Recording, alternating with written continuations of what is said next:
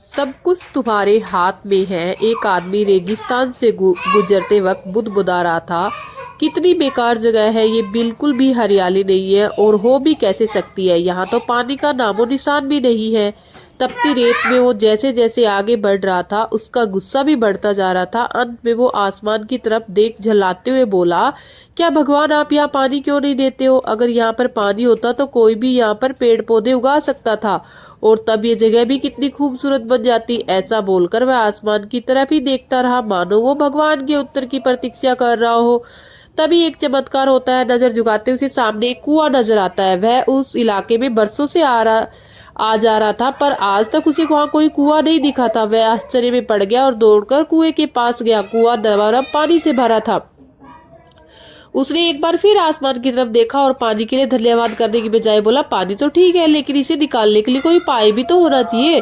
उसका ऐसा कहना था कि उस कुएं के बगल में पड़ी रस्सी और बाल्टी दिखाई गई। एक बार उसे अपनी आंखों पर यकीन नहीं हुआ। वह कुछ घबराहट के साथ आसमान की ओर देखकर बोला, लेकिन मैं ये पानी ढोऊंगा कैसे?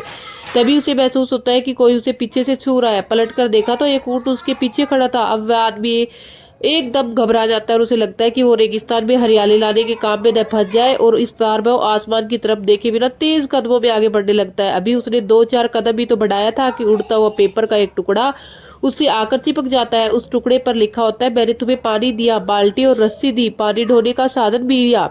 अब तुम्हारे पास वो हर एक चीज है जो तुम्हें रेगिस्तान को हरा भरा बनाने के लिए चाहिए। अब सब कुछ तुम्हारे हाथ में है। आदमी एक क्षण के लिए ठहर पर अगले ही पल वह आगे बढ़ गया और रेगिस्तान कभी भी हरा भरा नहीं बन पाया। इस कहानी से भी ये शिक्षा मिलती है, कई बार हम चीजों के अपने मन मुताबिक न होने पर दूसरों को दोष देते हैं, सरकार को दोषी ठहराते हैं, कभी अपने बुजुर्गों को, कभी कंपनी को, तो कभी किसी और को। पर इस पर दोषारोपण के चक्कर में हम इस सच्चाई को अनदेखा कर देते हैं कि इंसान होने के नाते हमें वो शक्ति है, हम अपने सभी सपने को खुद पूरा कर सकते हैं। तो दोस्तों, हमें अपनी मेहनत करनी चाहिए और अपने सपने के लिए दिन रात एक कर देना चाहिए। तो जय हिंद दोस्तों, मिलते हैं एक और नई वीडियो में।